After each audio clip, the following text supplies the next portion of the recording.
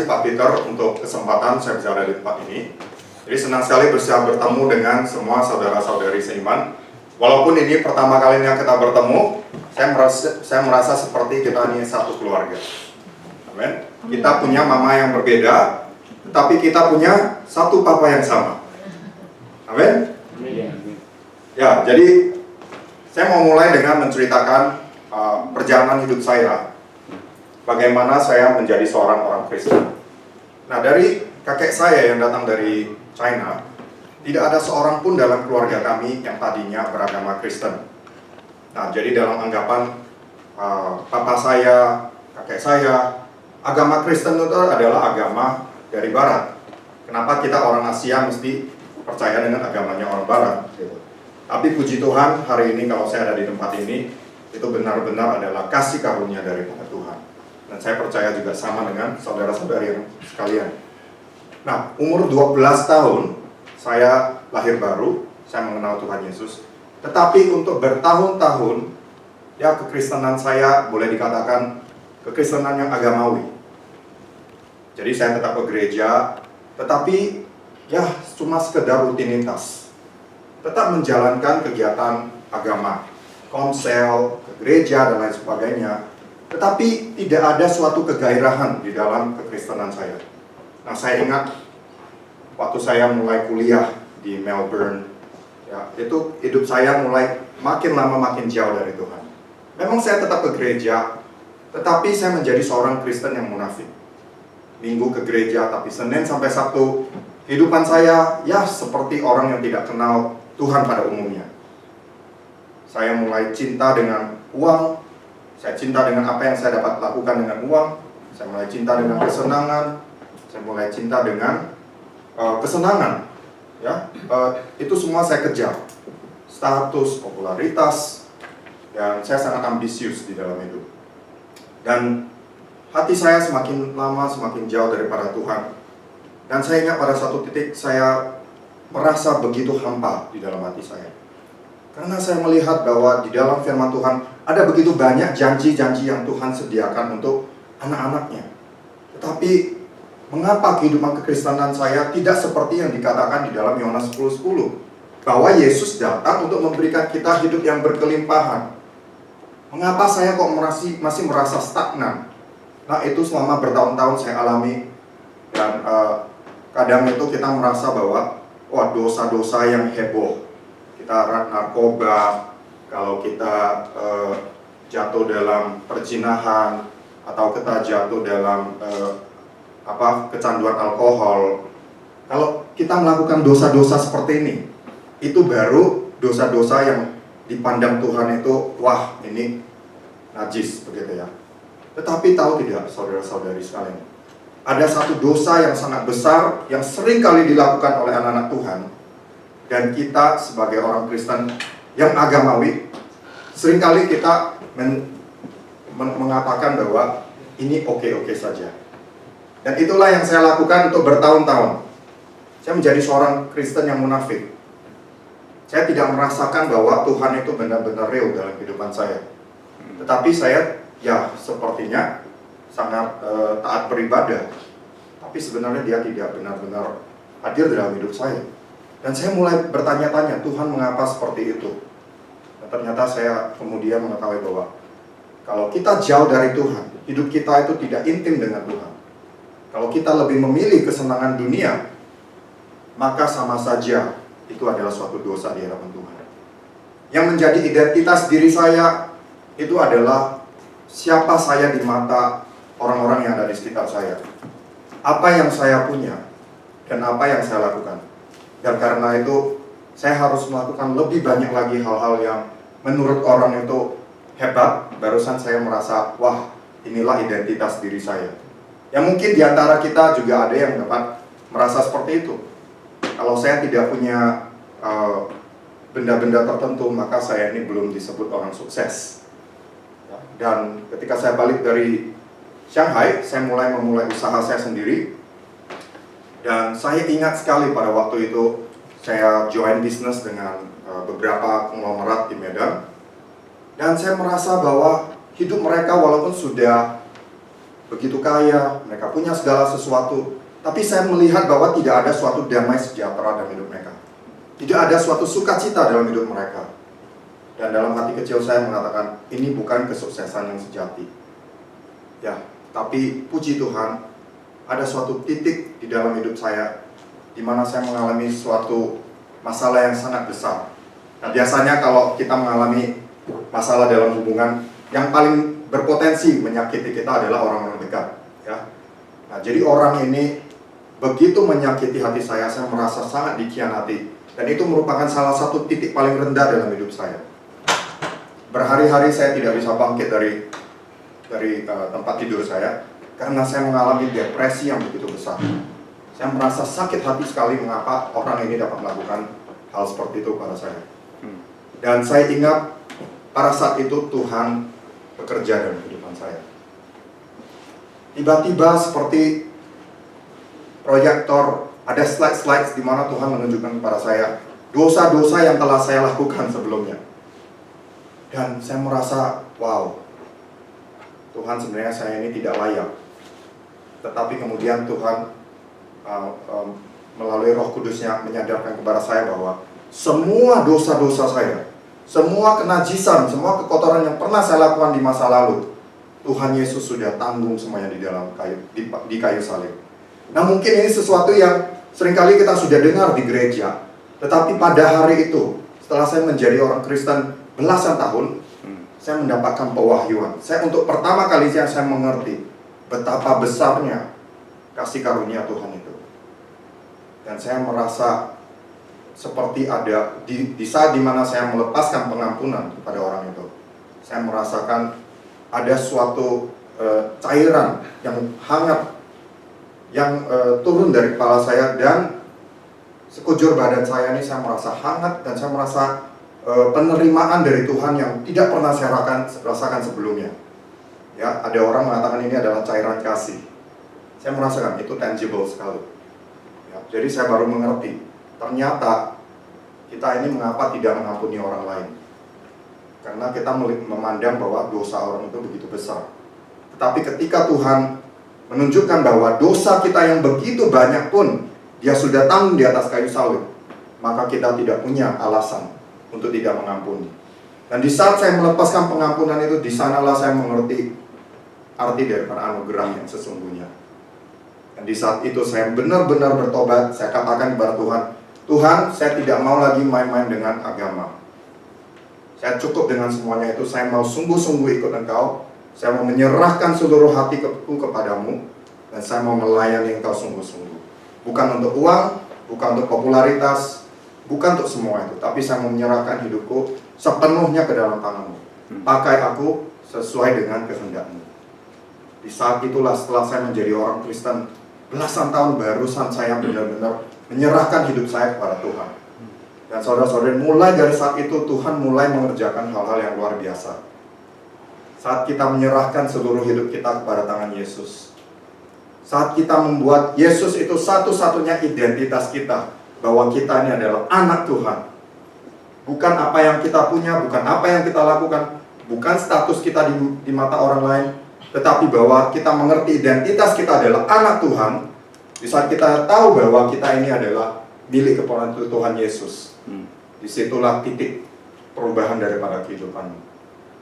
Nah, jadi bertahun-tahun setelah saya benar-benar lahir baru, benar-benar bertobat, Tuhan mulai membukakan kepada saya satu demi lain kehidupan orang-orang Kristen yang sangat efektif. Dan saya melihat dan saya mengobservasi bahwa mereka ternyata mempunyai sebuah pola dalam kehidupan mereka. Saya mulai melakukan riset karena saya melihat mengapa ya banyak orang Kristen yang sudah 10 tahun, 20 tahun jadi orang Kristen, tapi kehidupan kekristenannya ya stagnan, sama seperti saya dulu. Lalu saya mulai bertanya dan saya berdoa kepada Tuhan, Tuhan, berikan saya pewahyuan. Apa yang dapat saya lakukan untuk bisa membantu teman-teman saya yang lain, mungkin yang dalam keadaan yang sama seperti saya yang dulu.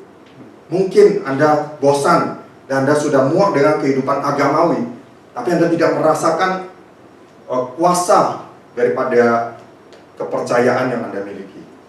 Anda tidak merasakan bahwa Tuhan Yesus itu benar-benar hadir dalam hidupmu. Dan dari situlah lahir kursus 7 Habits ini.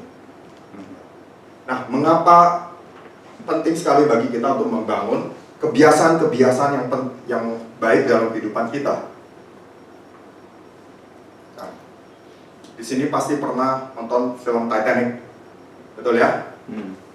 Nah, dari apa yang terjadi di Titanic, ada suatu pelajaran berharga yang dapat kita tarik. Itu adalah yang kita sebut dengan prinsip iceberg, prinsip es batu. Kalau tidak, sewaktu Titanic sebelum menjelang mengalami kecelakaan itu, mereka sudah mendapatkan warning 3 kali. 3 kali bahwa ada sebuah iceberg yang besar yang menanti mereka di hadapan. Tetapi mereka dan nahkoda kapal ini tidak merubah haluan daripada kapal ini. Apakah Anda tahu mengapa alasannya? Pencipta daripada Titanic mengatakan Tuhan sendiri pun tidak dapat menenggelamkan Titanic, karena begitu yakinnya mereka terhadap kekuatan Titanic, dan begitu banyak mereka menyepelekan seberapa besar es batu yang ada di hadapan. Nah, apa yang dapat kita lihat dari es batu ini? Yang di permukaan ini besar tidak? Kelihatannya kecil sekali. Tetapi sebenarnya kalau kita lihat seberapa besar es batu ini sesungguhnya, yang kelihatan di permukaan ini cuma 10% dari massa es batu yang sepenuhnya. Nah, jadi dari es batu ini kita menarik satu prinsip. Apa yang kelihatan dari kehidupan seseorang di bagian luar, itu hanya 10%. Tapi seringkali kita lebih sibuk mendandani diri, bukan? Apa baju yang kita pakai, apa yang orang pikirkan tentang kita, gadget-gadget apa yang kita pakai, ya kan? Nah, posisi kita dan lain sebagainya, itu yang seringkali kita utamakan dalam hidup kita. Padahal itu cuma 10% dari seluruh hidup kita. 90% dari hidup kita itu ditentukan dari karakter apa yang telah kita bangun dalam hidup kita. Dan karakter dalam hidup kita itu dibangun melalui kebiasaan-kebiasaan kecil yang setiap hari dengan sengaja atau tidak sengaja kita lakukan. Nah, jadi ada satu pelajaran penting dari prinsip iceberg. Yang tidak kelihatan, itulah yang menentukan arah kehidupan kita.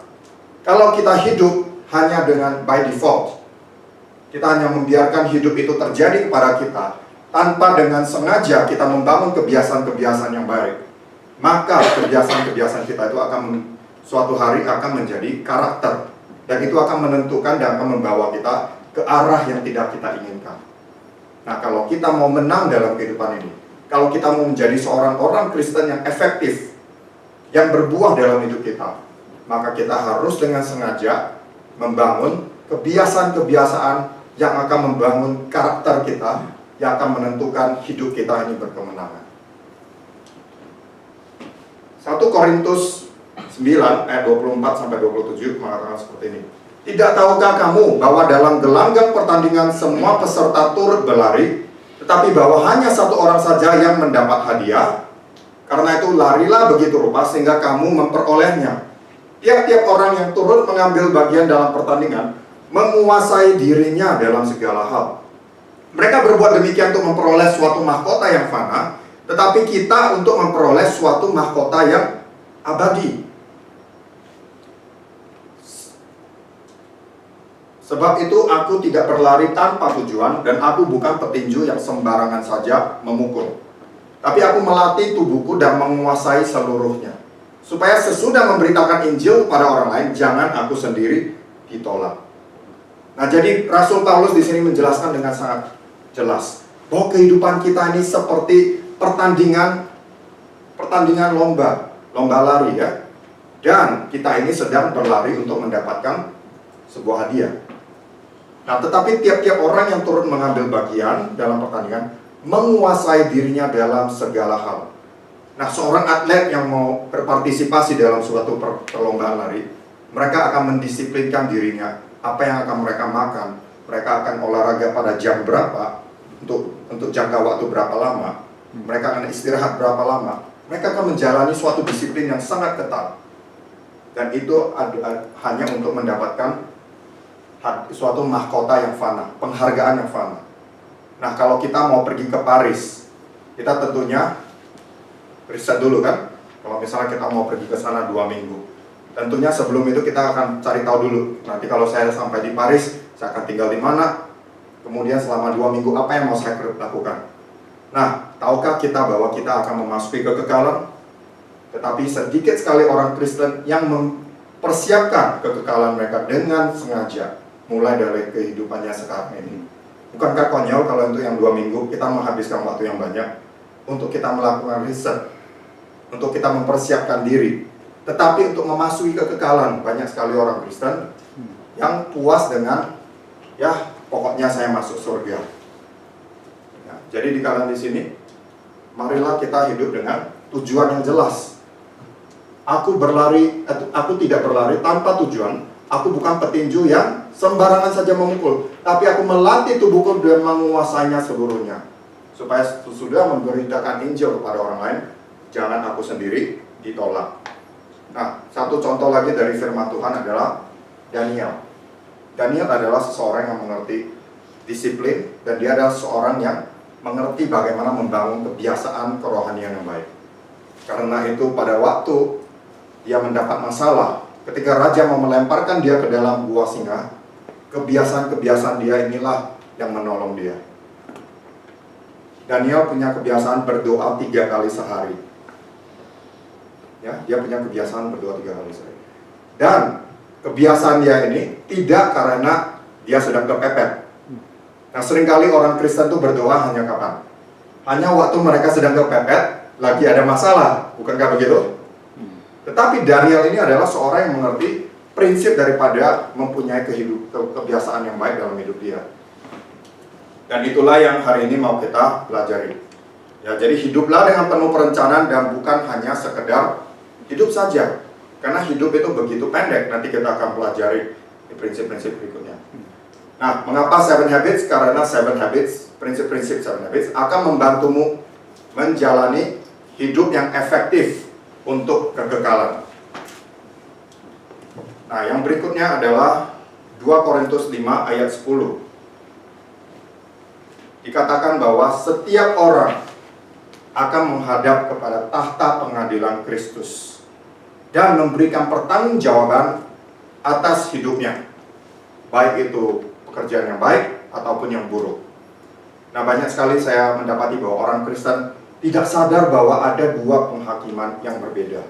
Seringkali kita hanya tahu tentang penghakiman tahta putih yang ada di Wahyu 20. Itu adalah penghakiman untuk orang-orang yang menolak Injil, orang-orang yang hidup dalam dosa dan menolak untuk bertobat. Tahukah saudara-saudari bahwa ada satu penghakiman lagi yang diperuntukkan hanya untuk orang Kristen, dan itulah namanya penghakiman tahta Kristus. Nah, yang perlu kita camkan adalah penghakiman ini bukanlah penghakiman untuk menentukan apakah kita masuk ke neraka atau surga. Karena kita sudah tahu dengan jelas bahwa masuk ke surga atau mendapatkan hidup kekal itu bukan perkara seberapa baik kita ini menjadi seorang manusia. Bukan menurut perbuatan baik kita, tapi semuanya itu karena anugerah.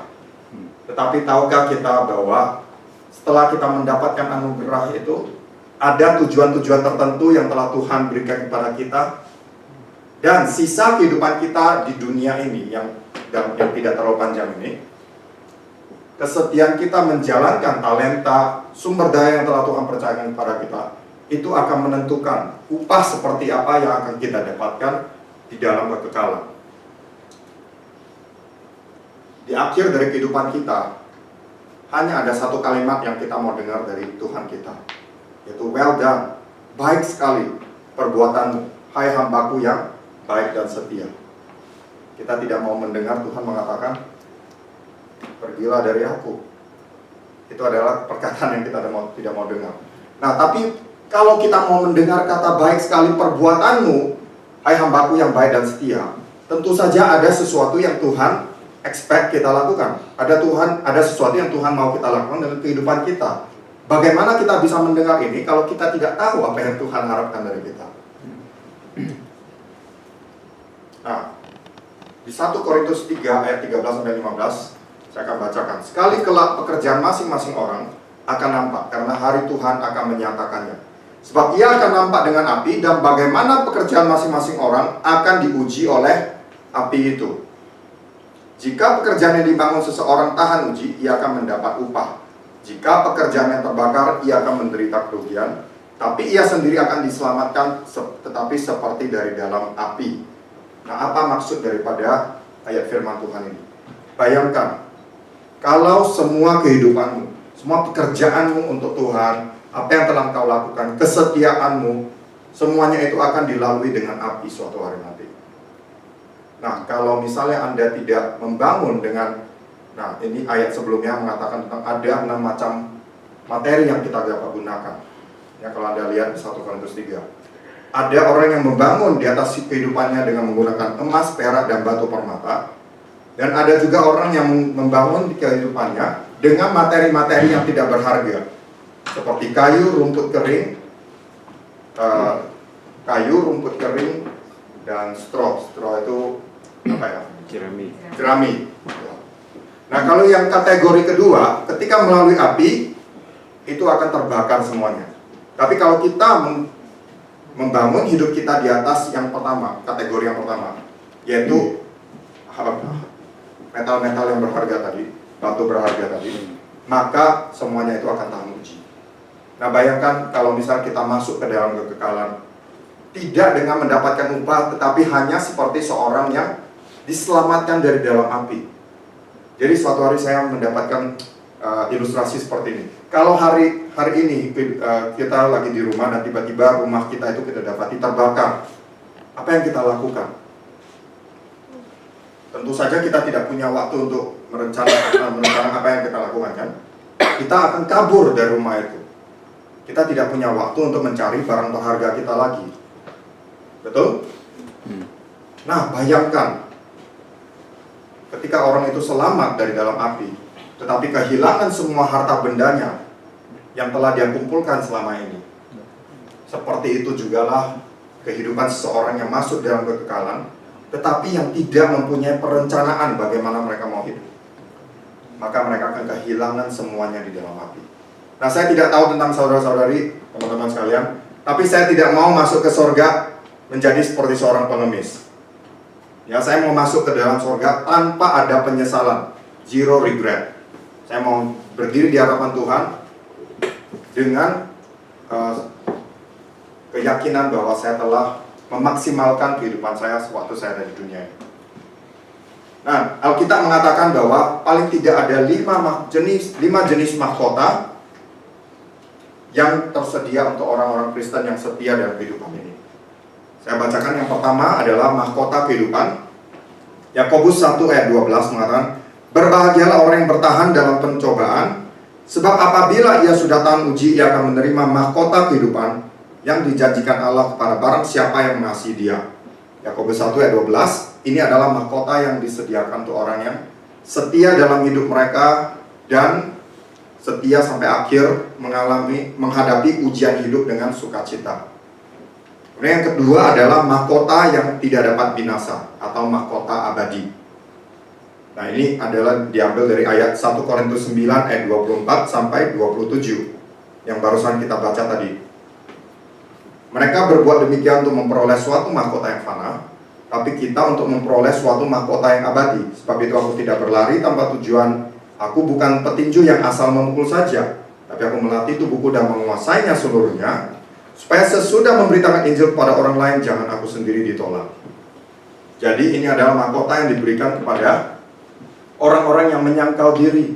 Tuhan Yesus mengatakan, sangkallah dirimu, pikulah salibmu dan ikuti aku.